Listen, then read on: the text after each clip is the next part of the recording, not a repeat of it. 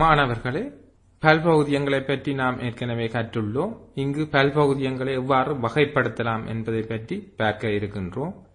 இங்கு நீங்கள் சில பல்பகுதியங்களை காண்கிறீர்கள். இதில் பல்வேறு வகையான பல்பகுதியங்கள் காணப்படுகின்றன.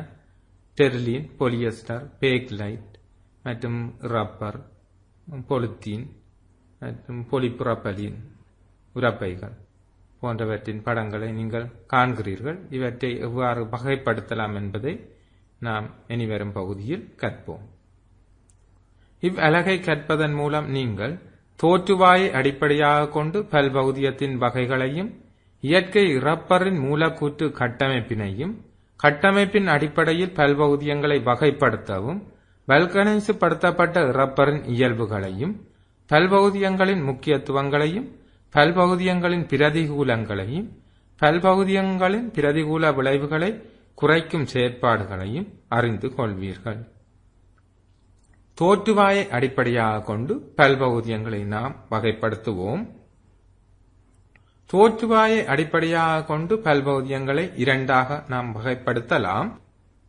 ஒன்று இயற்கை பல்பகுதியம், இரண்டு செயற்கை பல்பகுதியம். இது நமக்கு ஒரு இலகுவான விடயமாக காணப்படும். இயற்கை பல்பகுதியங்களை நோக்கின் ரப்பர் காணப்படுகின்றது. தற்போது செயற்கை ரப்பரும் தயாரிக்கப்படுகின்றது. நாம் இங்கு இயற்கை ரப்பரையே நோக்குவோம். இயற்கை ரப்பர் ஐசோபிரின் எனும் பல்பகுதியத்தாலும் செயற்கை ரப்பர் நியோபிரின் எனும் பல்பகுதியத்தாலும் ஆக்கப்பட்டுள்ளது. பொலித்தீன் செயற்கை பல்பகுதியமாக காணப்படுகின்றது. புரதம் இயற்கை பல்பகுதியமாக காணப்படுகின்றது. பிவிசி பொலிவைனைல் குளோரைடு செயற்கை பல்பகுதியமாக காணப்படுகின்றது. டிஎன்ஏ இயற்கை பல்பகுதியமாகவும் டெஃப்லோன் பிடிஎஃப்இ செயற்கை பல்பகுதியமாகவும் காணப்படுகின்றது. மாப்பொருள் இயற்கை பல்பகுதியமாக காணப்படுகின்றது. பொலியஸ்டர் செயற்கை பல்பகுதியமாக காணப்படுகின்றது. செல்லுலோசு தாவரங்களின் கலச்சுவரில் காணப்படும் கூறு, இது இயற்கை பல்பகுதியமாக காணப்படுகின்றது. அதேபோன்று ஆர்என்ஏ ரைபோஸ் நியூக்ளிக் ஆசிட் எனப்படும் வைரசுகள் போன்ற சிலவற்றில் காணப்படுகின்ற புறப்புரிமை பதார்த்தத்தை கொண்டுள்ள அமைப்பு, இது இயற்கையான பல்பகுதியமாகும். நைலோன் செயற்கையான பல்பகுதியமாகும். டெர்லின் செயற்கை பல்பகுதியம். பொலிஸ்டைரீன் செயற்கை பல்பகுதியம். பேக்லைட் செயற்கை பல்பகுதியமாக காணப்படுகின்றது. எனவே நாம் பல்பகுதியங்களை இயற்கை பல்பகுதியம், செயற்கை பல்பகுதியம் என வகைப்படுத்த தெரிந்து கொள்ள வேண்டும். செயற்கை பல்பகுதியங்களாக காணப்படுகின்றது பொலியஸ்டர், பொலிஸ்டைரீன் எனப்படுகின்ற ரெஜிஃபோம் என நாம் அழைக்கப்படுகின்றது. அதேபோன்று டெர்லின், பொலியஸ்டர், டெர்லின் போன்றவை ஆடைகள் தயாரிக்க பயன்படுகின்ற செயற்கையான பல்பகுதியங்கள் ஆகும். பேக்லைட் மின் உபகரணங்களின் பகுதிகள் தயாரிப்பதற்கு முன்னர் பெருமளவில் பயன்படுத்தப்பட்டது இந்த செயற்கை பல்பகுதியமாகும். இது ஒரு மின் வெப்ப காவலியாக தொழிற்படுகின்றது. உருகிகள் தயாரிக்கவும் இவை பயன்படுத்தப்பட்டன. உருகி கம்பிகளை இணைத்து உருகிகள் தயாரிக்கும் அமைப்பு இந்த பேக்லைட்டினால் ஆக்கப்பட்டது முன்னர். நைலோன், இதுவும் பல்வேறு ஆடைகள், நூல்கள் போன்ற பல பகுதிகள், வேலைகள் போன்றவற்றை தயாரிப்பதற்கு பயன்படுகின்றது. அதேபோன்று டெஃப்லோன் ஒட்டுமியல் பெற்ற பாத்திரங்கள் தயாரிப்பதற்கு பயன்படுகின்றது. இயற்கை பல்பகுதியமாக ரப்பரை நோக்குவோம். ரப்பர் மரத்திலிருந்து எவ்வாறு அதன் மரபுரி அகற்றப்பட்டு பால் புறப்படுகின்றது என்பதை நீங்கள் அவதானிக்கக்கூடியதாக உள்ளது. மரத்தின் ஒரு அடிப்பகுதியில் சிரட்டை வைக்கப்பட்டு வழிந்தோடும் பால் சேகரிக்கப்படுகின்றது. இந்த பால் திரட்சி அடையாமல் இருப்பதற்கு அந்த சிரட்டையினுள் திரட்சி நிரோதிகள் சேர்க்கப்படுகின்றன. அதாவது மென்கார கரைசல் இடப்பட்டிருக்கும். அதுபோன்ற ஒரு படத்தையே நீங்கள் அவதானிக்கிறீர்கள். ரப்பரின் ஒரு பகுதியம் ஐசோபிரின் எனப்படும் மூலக்கூற்று கட்டமைப்பினால் ஆனது. அதன் அமைப்பை கவனமாக நோக்குங்கள். இது 5 கார்பன்களை கொண்டது. எனினும் இதன் தாய்ச்சங்கிலியில் 4 கார்பன்கள் காணப்படுகின்றன. முதலாவது கார்பனுக்கும் மூன்றாவது கார்பனுக்கும் அடுத்ததாக இரட்டை பிணைப்பு காணப்படுகின்றது. அதாவது நாம் முதலாவது கார்பனுக்கு அடுத்ததாகவும் கடைசி கார்பனுக்கு முதலிலும் இந்த இரட்டை பிணைப்பை இட வேண்டும். அதேபோன்று இரண்டாவது கார்பனில் ஒரு CH3 சேர்த்தோமானால் இந்த ஐசோபரின் மூலக்கூற்று கட்டமைப்பு வந்துவிடும். இனி நாம் 4 பிணைப்பு பெறத்தக்கதாக மீதிக்கு ஐதரசனை நிரப்புவோம். அப்ப இங்கு கவனிக்க வேண்டிய விடயம் 4 கார்பன்களை நேராக இடுங்கள். முதலாவது கார்பனுக்கு அடுத்ததாக இரட்டை பிணைப்பை இடுங்கள். அதே போன்று கடைசி கார்பனுக்கு முதலிலும் இரட்டை பிணைப்பை இடுங்கள். இரண்டாவது கார்பனில் ஒரு கார்பனை இணையுங்கள். இனி எல்லா கார்பன்களுக்கும் 4 பிணைப்பு பெறத்தக்கதாக ஐதரசனை எடுங்கள். இங்கு 2 பிணைப்பு உள்ளது, எனவே 2 ஐதரசன் வரும். இந்த கார்பனில் ஒரு பிணைப்பு தான் ஈடுபட்டுள்ளது, எனவே அட்டக நிலைமை அடைவதற்காக 3 ஐதரசன்கள் பிணைப்பில் ஈடுபடும். இந்த கார்பனுக்கு இங்கு வலது பக்கம் இரட்டை பிணைப்பு காணப்படுகின்றது, இடது பக்கம் ஒற்றை பிணைப்பு, எனவே 3 பிணைப்பு வந்துவிட்டது. எனவே 4வது ஒரு ஐதரசன் மாத்திரம் பிணைப்பில் ஈடுபடும். அதே போன்று இறுதி கார்பனில் இரட்டை பிணைப்பு ஒரு கார்பனுடன் காணப்படுகின்றது, எனவே 2 ஐதரசன்கள் பிணைப்பில் ஈடுபடும். எனவே நாங்கள் ஞாபகத்தில் வைத்துக் கொள்வதற்கு வசதியாக 4 கார்பன்களை நேராக எழுதுங்கள். முதலாவது கார்பனுக்கு 2வது கார்பனுக்கும் இடையே இரட்டை பிணைப்பையும், அதே போன்று 3வது 4வது இடையில் இரட்டை பிணைப்பையும் இடுங்கள். 2வது கார்பனுடன் ஒரு கார்பனை பிணைப்பில் இடுங்கள்.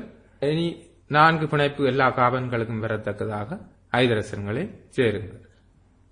இதை சுருக்கமாக நாம் எழுதுவோமாயின் முதலாக CH2 டபுள் பாண்ட் C, அந்த C-யுடன் CH3 பிணைப்பில் ஈடுபட்டுள்ளது.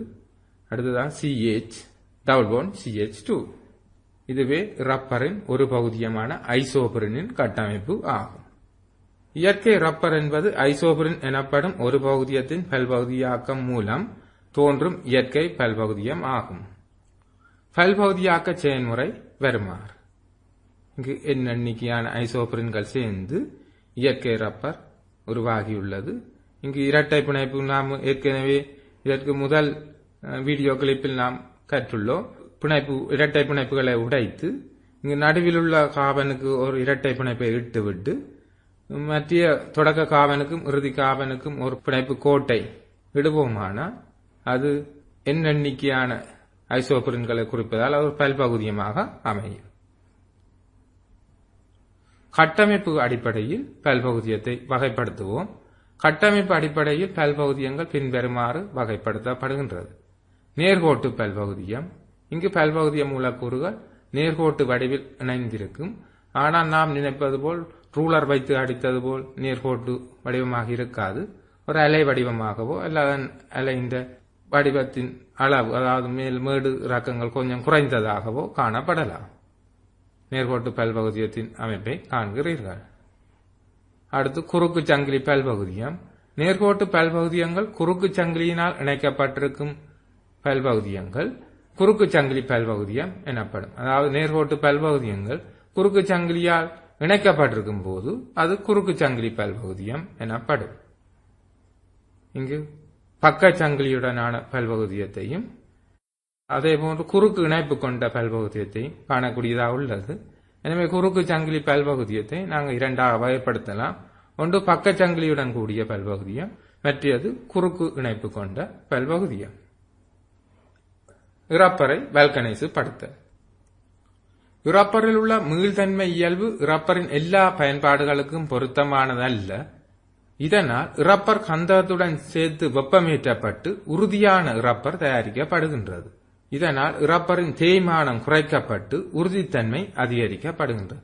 அதாவது இறப்பரை கந்தகத்துடன் சேர்த்து வெப்பமேற்றும் போது அதனை வல்கனைசு படுத்தல் என அழைக்கின்றோம். இதன் மூலம் இறப்பரின் உறுதித்தன்மை அதிகரிக்கப்படுகின்றது. இறப்பரை வல்கனைசு படுத்தும் போது அதன் மீள்தன்மை குறைக்கப்படுகின்றது. இறப்பரின் மூலக்கூற்று பல்பகுதிய அமைப்பினை நோக்கும் போது அது பின்வருமாறு அமையும். இறப்பரை வல்கனைசு படுத்தலை கண்டுபிடித்த சார்ல்ஸ் குட்இயர் என்பவரின் படத்தை அவதானிக்கிறீர்கள். இனி நாம் அந்த மூலக்கூற்று பல்பகுதிய அமைப்பை நோக்குவோம். இறப்பரின் வடிவம் நேர்கோட்டு பல்பகுதியமாக காணப்பட்டது. பின்னர் குறுக்கு சங்கிலி பல்பகுதியமாக மாறப்பட்டுள்ளது. எனவே இங்கு குறுக்கு சங்கிலி இணைக்கும் போது அதற்குடைய பிணைப்பு விசை கூடுவதால் அதன் உறுதித்தன்மை அதிகரிக்கின்றது. எனவே இங்கு கந்தகம் மேற்கொள்கின்ற வேலை இந்த இறப்பர் மூலக்கூறுகளுக்கிடையே குறுக்கு பிணைப்புகளை ஏற்படுத்துவதன் மூலம் அதன் உறுதித்தன்மையை அதிகரிக்கின்றது. வல்கனைசுப்படுத்தப்பட்ட இறப்பர் உற்பத்தி பொருட்கள் டியூப் வகைகள், அதேபோன்று வாஷர் என அழைக்கப்படுகின்ற வளைய பகுதிகள், டயர், சப்பாத்துக்கள், கையுறைகள் மற்றும் ரெயின்கோட் என அழைக்கப்படுகின்ற பொருட்கள் மற்றும் சுரங்க பகுதியாளர்கள் தமது பாதுகாப்புக்காக அணியும் ஆடைகள் போன்றவை தயாரிக்கப்படுகின்றது. அதேபோன்று நீரில் மூழ்கின்றவர்கள் பயன்படுத்துகின்ற ஆடைகளும் இந்த வல்கனைசப்படுத்தப்பட்ட ரப்பர் ஆலையில் பயன்படுத்தப்படுகின்றது. சுழியோடிகள் பயன்படுத்துகின்ற ஆடைகள்.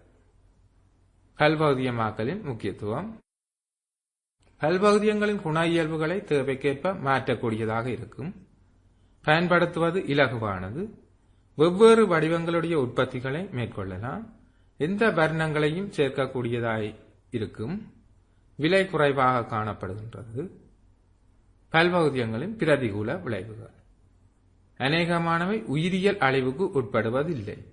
உதாரணமாக நீண்ட காலம் கிடக்கும். முன்னர் நாம் பதைப்பதுண்டு, உரப்பையினுள் ஒரு பொருளை நாம் இட்டு கட்டி வைத்தால் அதற்குள் உள்ள பொருள் பழுதடைந்தாலும் அந்த உரப்பையானது பிரியடையாமல் அப்படியே இருக்கும். இது பல்வேறு தீங்கை நமக்கு பயக்குகின்றது. பொலித்தீன், உரபேக் போன்றவை நிலத்தின் அடியில் போவதால் அவை நீரை உட்செல்ல விடாது. அதே போன்று ஆடு மாடுகள் உட்கொள்வதால் அவை இறப்புக்கு நேரிடுகின்றன. எனவே இவை உயிரியல் அழிவுக்கு உட்படுவதில்லை. இவை சூழலில் சேர்ந்து பாரிய பிரச்சனைகளை உண்டு பண்ணுகின்றன. இப்பல்பகுதியங்களை எரிப்பதால் நச்சு வாயுகள் சூழலுக்கு விடுவிக்கப்படுகின்றன. நீங்கள் அனுபவித்திருக்கக்கூடும். இந்த பொலித்தீன் போன்றவற்றை எரிக்கும் போது தாங்க முடியாத ஒரு வித்தியாசமான மனம் ஏற்படுவதை. நைலோன், டெர்லின், பொலிஸ்டைரின் போன்ற செயற்கை பல்பகுதியங்களாலான உடைகள் வியர்வையை உறிஞ்சுவதில்லை. இதனால் உடலுக்கு அசௌகரியத்தை ஏற்படுத்துகின்றன. பல்பகுதியங்களின் பிரதிகூல விளைவுகளை குறைக்கும் செயற்பாடுகள். உயிரியல் அழிவுக்குள்ளாகும் வகையில் பல்பகுதியங்கள் தயாரிக்கப்படுகின்றன. நாம் முன்னர் பார்த்திருந்தோம், உரப்பையினுள் ஒரு பொருளை வைத்து கட்டும்போது கட்டி வைத்தால் அது சில வேளை 2 பரம்பரைகளாகவே அவ்வாறே காணப்படும். ஆனால் தற்போது அவ்வாறு இல்லை. ஒரு பொருளை விட்டு கட்டி வைத்தோமானால் அந்த பொருள் சில காலம் ஒரு 2-3 வருடங்களின் பின் பார்க்கும்போது பொருள் காணப்படும். மேலே கட்டிய உரப்பையை அவதானிக்க முடியாது. அது அழிந்து போயிருக்கு. இப்போ தற்போது வருகின்ற பொலித்தீன் பைகளும் அப்படித்தான். மிக குறைந்த தடிப்புடையதாக தயாரிக்கப்படுவதால் அவற்றில் சில பாரமான பொருட்களை போடும் போது அவை பிரிந்து கீழே விடும் சம்பவங்கள் அடிக்கடி பலருக்கு ஏற்படுகின்றன. எனவே அவை அழிவுக்குள்ளாகும் வகையில் சூழல் நேசமானதாக தயாரிக்கப்படுகின்றது. அதேபோன்று ஒளியில் அழிவுக்குள்ளாகும் பல்பகுதியங்கள் தயாரிக்கப்படுகின்றன. சூரிய ஒளியில் பல காலம் காணப்படும் போது அவை தண்ட பாட்டுக்கே அழிவடைகின்றன. நீரில் கரையக்கூடிய பல்பகுதியங்கள் தயாரிக்கப்படுகின்றன. நாம் தற்போது நமக்கு காயங்கள் ஏற்படும் போது தையலிட பயன்படும் நூல்கள் கூட முன்னர் நாம் அதனை மீண்டும் அந்த நூலை அகற்ற, அதாவது காயம் மாறிய பின்னர் அகற்றுவதற்காக வைத்தியசாலைக்கு செல்ல வேண்டிய நிலை காணப்பட்டது. ஆயினும் தற்போது அப்படி இல்லை. இந்த உடலில் இருக்கும் போதே அவை 2-3 நாட்களில் கரைந்து விடுகின்றன. நைலோன், டெர்லின், பொலிஸ்டைரின் போன்ற செயற்கை பல்பகுதியங்கள் பருத்தி, பட்டு போன்ற இயற்கை பல்பகுதியங்களுடன் கலந்து உடைகள் தயாரிக்கப்படுவதன் மூலம் வியர்வை உறிஞ்சப்படுவதுடன் உடலுக்கு இதமாகவும் காணப்படுகின்றது. நைலோன், டெர்லின், பொலிஸ்டைரின் போன்றவை இயற்கையான பருத்தி, பட்டு போன்றவற்றுடன் கலந்து தயாரிப்பதால் நீங்கள் உங்கள் ஆடைகளில் பார்த்தீர்களான தெரியும், வீதம் இடப்பட்டிருக்கும். 60% நைலோன், 40% பருத்தி போன்ற வீதங்கள் இடப்பட்டிருக்கும். அவ்வாறு கலந்து தயாரிக்கப்படுவதால் அந்த நைலோன், டெர்லின் போன்றவற்றில் உள்ள இதமற்ற தன்மை மற்றும் வியர்வை உறிஞ்சா தன்மை போன்றவை நீக்கப்பட்டு ஒரு உடலுக்கு இதமான தன்மை பெறப்படுகின்றது. அந்த நைலோன், டெர்லினும் சிறந்த குணங்களை உடையதாக காணப்படுகின்றது. விரைவாக உலரக்கூடியதாக காணப்படுகின்றது. நாம் தொடர்ந்து அதனை அயன் செய்து, அதாவது மினுக்கி பயன்படுத்த வேண்டிய தேவை அற்றதாக காணப்படுகின்றது. எனவே அதில் உள்ள நல்ல குணங்களையும் இயற்கை பல்பகுதியத்தில் உள்ள நல்ல குணங்களையும் இரண்டையும் இணைத்து நாம் ஒரு சிறந்த இயல்பை கொண்ட உடையை, நமக்கு விருப்பமான இயல்பை கொண்ட உடையை தயாரிக்கின்றோம். பிரிந்தழியக்கூடிய பல்பகுதியங்களின் சில படங்களை அவதானிக்கிறீர்கள். அதற்கான குறியீடு காட்டப்பட்டுள்ளது. மீள பயன்படுத்தக்கூடியவற்றை அதற்குரிய கண்டெய்னர்களில் இடுமாறு விழிப்புணர்வுக்காக காட்டப்படுகின்றது. அதேபோன்று உயிரியல் ரீதியாக பிரிந்தழியக்கூடிய பொருட்களுக்கு இந்த இலச்சனை பொறிக்கப்பட்டிருக்கும். அதேபோன்ற இந்த பேக் உயிரியல் ரீதியாக பிரிந்தழியக்கூடியது என்றது ஒரு நிறுவனத்தின் விளம்பரமாக இடப்பட்டுள்ளது. அதேபோல் நாம் பயன்படுத்துகின்ற உரை பேக், இது பொலிப்ரோபலின் எனப்படும் பல்பகுதியத்தால் ஆனது. அதே போன்ற பொலிஸ்டைரினால் ஆன பதார்த்தங்கள் மற்றும் பொலித்தீனால் ஆன பிளாஸ்டிக்குகள் இவையும் தற்போது பிரிந்தளியக்கூடியதாக உள்ளன. உயிரியல் ரீதியாக பிரிந்தளியக்கூடிய சில பொருட்களின் படங்களை காண்கிறீர்கள். 100% டிகிரேடேபிள் என எழுதப்பட்டுள்ளது. இந்த பை தந்த பாட்டுக்கு பிரிந்தழிந்து போகும். சாராம்சம்: தோற்றுவாய் அடிப்படையாக கொண்டு பல்பகுதியங்களை இரண்டாக வகைப்படுத்தலாம். இயற்கை பல்பகுதியம், செயற்கை பல்பகுதியம். கட்டமைப்பு அடிப்படையில் பல்பகுதியங்கள் பின்வருமாறு வகைப்படுத்தப்படுகின்றது. நேர்கோட்டு பல்பகுதியம், குறுக்கு சங்கிலி பல்பகுதியம். இறப்பரில் உள்ள மீள்தன்மை இயல்பு இறப்பரின் எல்லா பயன்பாடுகளுக்கும் பொருத்தமானது அல்ல. இதனால் கந்தகத்துடன் சேர்த்து வெப்பமேற்றப்பட்டு உறுதியான இறப்பர் தயாரிக்கப்படுவதால் இறப்பரின் தேய்மானம் குறைக்கப்படுகின்றது. பல்பகுதியங்களின் குண இயல்புகளை தேவைக்கேற்ப மாற்றக்கூடியதாக இருக்கும். அநேகமான பல்பகுதியங்கள் உயிரியல் ரீதியாக அழிவுக்கு உட்படுவதில்லை. இவை சூழலில் சேர்ந்து பாரிய பிரச்சனைகளை உண்டு பண்ணுகின்றன. நைலோன், டெர்லின், பொலிஸ்டைரின் போன்ற செயற்கை பல்பகுதியங்கள் பருத்தி, பட்டு போன்ற இயற்கை பல்பகுதியங்களுடன் கலந்து உடைகள் தயாரிக்கப்படுவதன் மூலம் வியர்வை உறிஞ்சப்படுவதுடன் உடலுக்கு இதமாகவும் காணப்படுகின்றது.